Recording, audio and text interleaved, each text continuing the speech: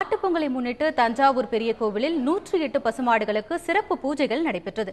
தஞ்சை பெரிய கோயில் மகாநந்திக்கு ஒருடன் காய்கறி, பழங்கள் மற்றும் இனிப்புகளால் அலங்கரிக்கப்பட்டு சிறப்பு பூஜைகள் நடந்தன. இதனைத் தொடர்ந்து மகாநந்தி முன்னிறுத்தப்பட்டு இருந்த 108 பசுமாடுகளுக்கு புத்தாடை போர்த்தி அபிஷேகம் செய்து பொங்கல் கொடுத்து தங்களுடைய நன்றிக் கடனை விவசாயிகள் மற்றும் பக்தர்கள் செலுத்தினர்.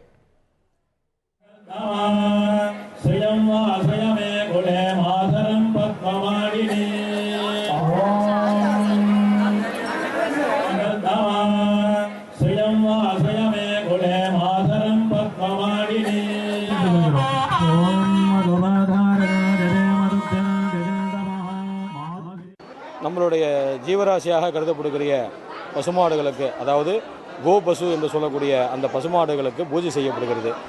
விசேஷமான அலங்காரங்கள், பலவிதமான காய்கறிகள், பழங்கள், புஷ்ப வகைகள், பக்ஷண வகைகள் இவற்றினால் சுவாமிக்கு சிறப்பான அலங்காரம் செய்யப்பட்டு பிறகு சோடச தீபாரதனை செய்யப்பட்டு மகா நைவேத்தியம் செய்யப்பட்டு சுவாமிக்கு சிறப்பு பூஜை செய்யப்படுகிறது.